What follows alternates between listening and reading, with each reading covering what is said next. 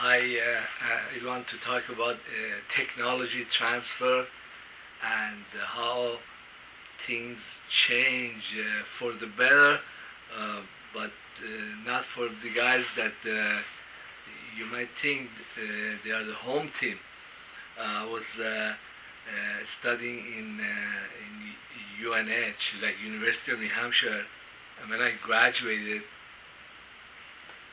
I tried to get a job in like an engineering company, and this was when the Iran hostage crisis had happened, and there was tremendous animosity. So I almost got no interviews, almost zero. And then I went to said nobody's hiring me. I'm gonna go to graduate school. So I went to graduate school, and I was almost graduated. They kicked me out. Then I came to California. I went to Cal State, and I finally got one interview. I think it was with McDonnell Douglas. They were very nice, and they talked to me, but there was no follow up. So basically, what happened is that I came in and spent a tremendous amount of money and time and resources, and got myself very nice engineering degrees. And then the world that was out there was completely destroying itself. Many American companies were outsourcing all kinds of jobs, all kinds of technologies to Korea and China. And I remember one time, back then they didn't have cell phones, or we had limited landlines. So I'd gone to Boston to look for work, or any kind of work, because I wanted to get out of New Hampshire. And I got myself a roll of like $20 worth of dimes. Back then, in the payphones, you could make a phone call for 20 cents. So what I had done, I had made a huge list of prospective companies, and I went to Boston. I think it was the Commons, is the area where you can eat and hang out. And I made all these phone calls, and I got some limited leads. I was looking for engineering work, and that didn't pan out. Then I was trying to get any work, and that wasn't going well, because I was in New Hampshire, and I was trying to move and also come and work in big city. It was a big mess. So finally I just gave up on the whole thing and moved to West Coast. But this brings out to a discussion of how people acquire skills or wealth or technologies that they never intended to acquire this thing, but it was kind of forced onto them by warfare, by sanctions, by social hostility, by things just not working out. It was like a force of necessity, and society, the way it was going, it was like American society was destroying its own industries, and I had made plans to become a techno guy or an engineer, and made all this, we were like exactly going on the opposite directions. And when somebody graduates, or they're trying to get into an industry, usually like you need some kind of goodwill on the industry, on the part of industry or your networks, or if you have, if it's like you're swimming against a very strong river, the river is going to carry you like very forcefully in a certain direction. Well, I want to go on this line of thinking. I'm going to give some examples of stuff. It's kind of this, like the same, but it's comes out to the same way of thinking. I read the Iranian magazines and journals. I was reading like 15, 20 years ago that in this journal there was this guy. He was like a motorcycle. He was like a young guy, and he was a daredevil, and he had gotten into a motorcycle accident, and the severity of the accident was such that his hand had gotten severed. So what over there, the taxi drivers, they're very resourceful. He hailed the taxi and he picked up his hand that was still bleeding and disconnected, and the taxi driver helped him to the nearest hospital. Then he went in, and the surgeon that was on duty, he had seen this happen because of Iran-Iraq war.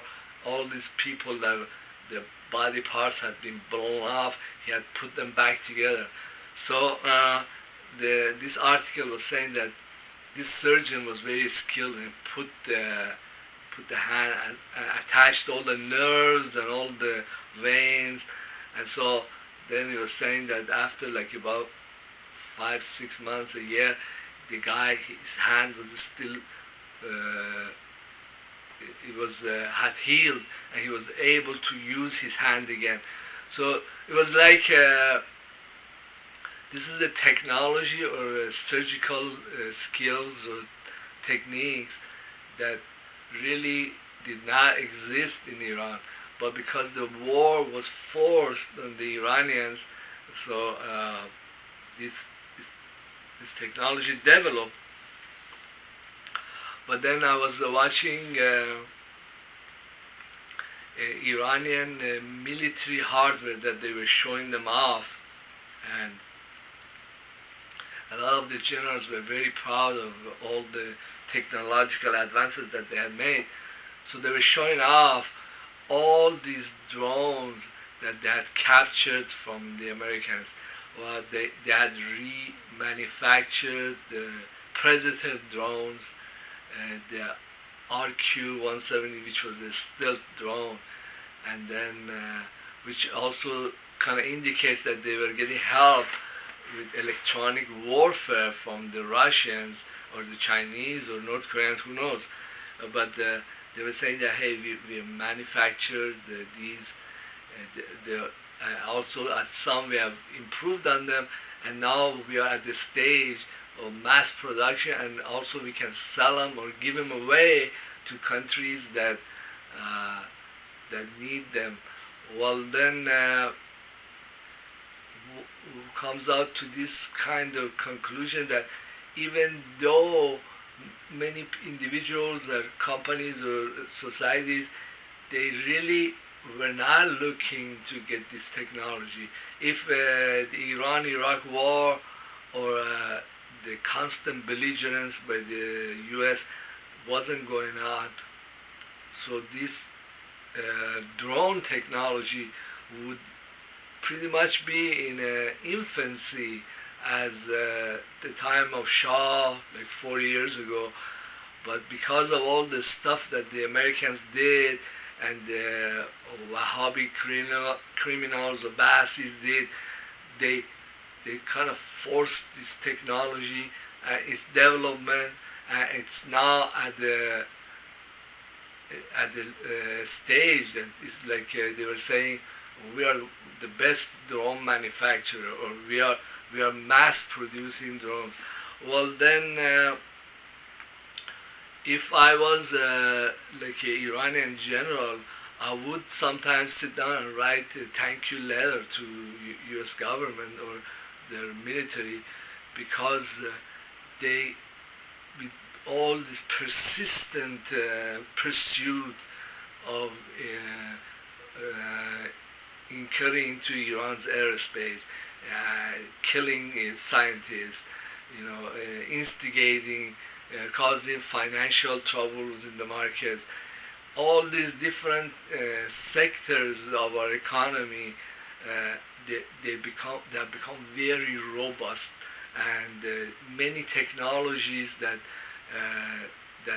were dormant, or really not many people would be interested in such a technology.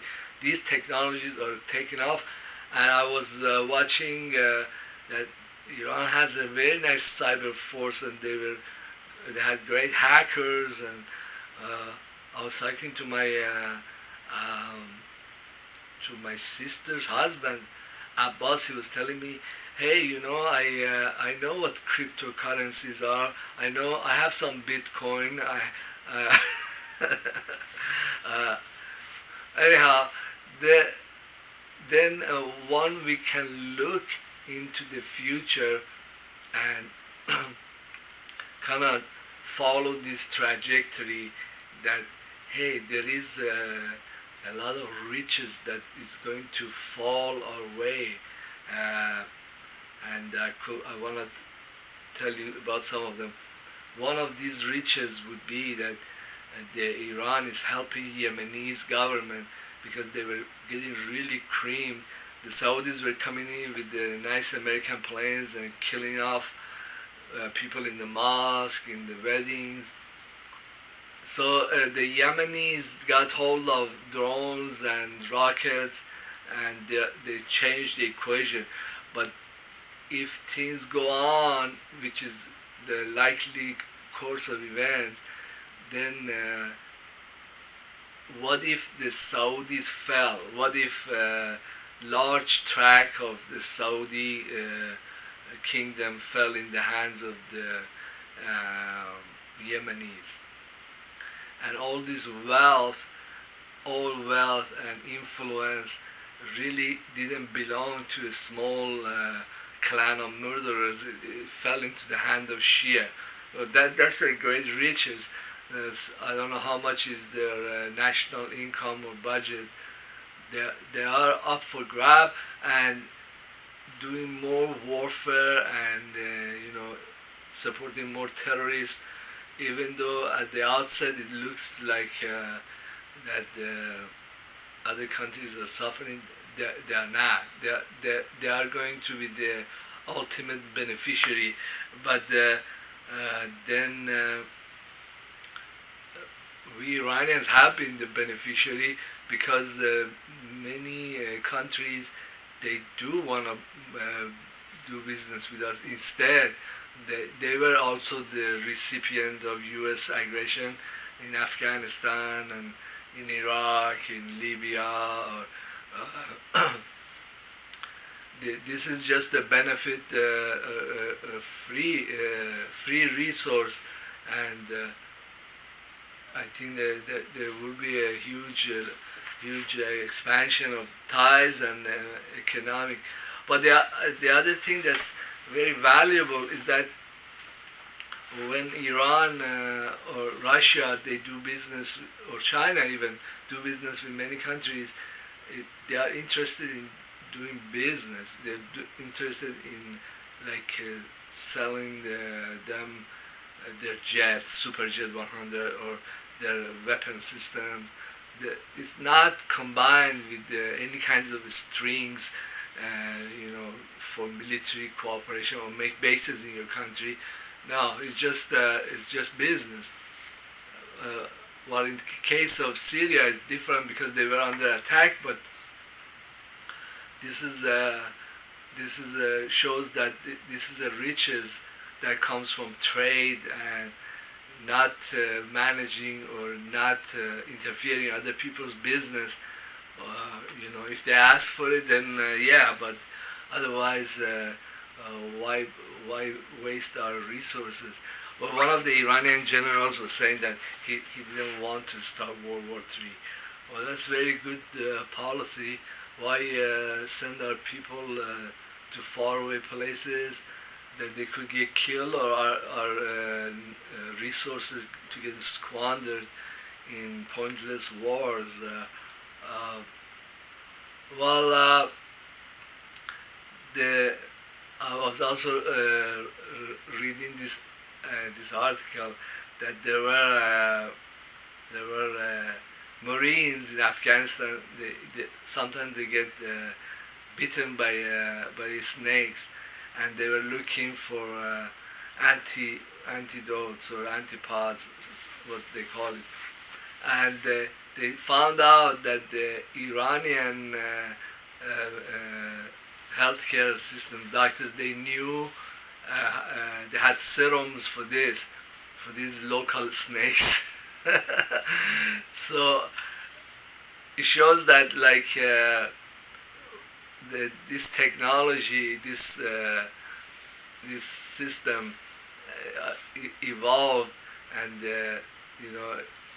even though it really didn't want it, but well, the Americans had serums for snake bites, but they were American snakes, not the Iranian snakes or Afghani snakes. And, yeah, that's really funny how technologies develop, and the reasons or the motivations for them are sometimes very strange. Then I bought this. I have a bunch of old computers, and I had problems like installing or reinstalling old operating systems on them, and so I was looking for CDs for them. Finally, I found this company on eBay that they sell these flash cards. Has like a open source operating system, like Unix style, Linux, and once you insert this flash card into the USB of an old computer and you turn it on, it comes in and reads this operating system, and you can operate this really old crappy computer with a reasonably nice operating system, open source. I think I paid like $10 for it. It has like 8 or 10 gig, and like a couple of gigs is for this operating system and all that. So, but then makes you wonder, where did this technology come in? It is open source, but it kind of talks about the history that the operating systems had and their trouble with the Microsoft, because Microsoft was a company that really clamped down on other operating systems, and they built up their company. They had all this valuation, but they became like a industry standard, and also they were prosecuted for monopolies. But it makes you wonder, what does their monopoly mean?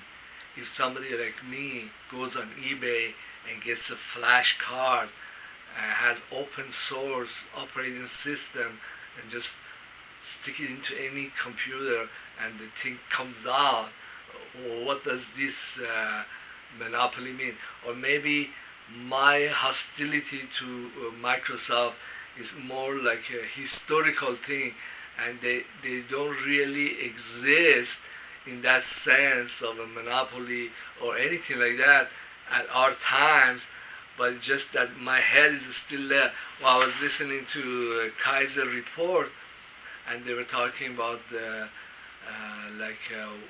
Warren, Elizabeth Warren wants to bust up all these trusts and all these major companies that have monopolized everything.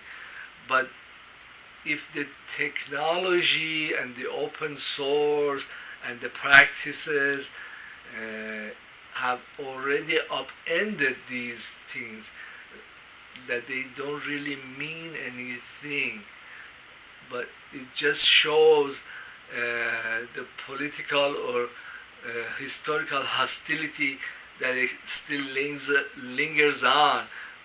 They think, oh my God, this company is, they're a behemoth, and we should break them out.